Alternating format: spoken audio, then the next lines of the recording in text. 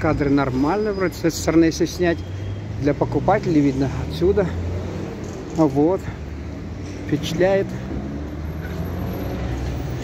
Хотя меня разве впечатлишь после родного Соль-Илецка, где каждые 5 минут проходит машина легковая с тележкой сзади полной, и даже еще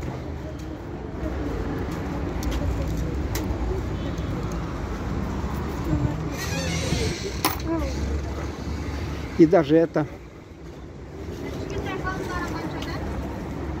в машине в Жигулях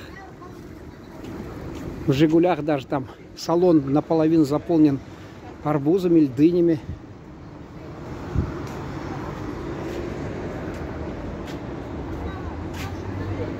Чебурек на наши деньги это 40. Это уч-пучмак. Обратите внимание.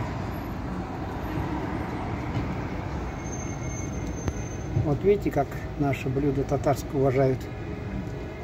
Уч-пучмак назвали.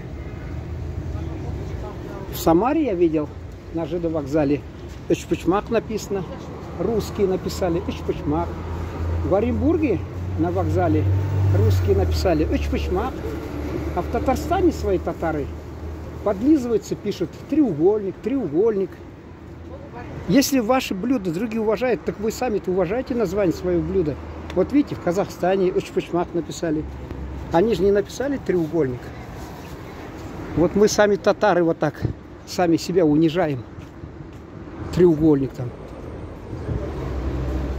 Почему-то вот самса не переводят, хачапури не переводят. Давайте хачапури, четырехугольник назовите. Почему ни одно блюдо не перевели, а наши вот взяли, перевели? О, закрытый базар.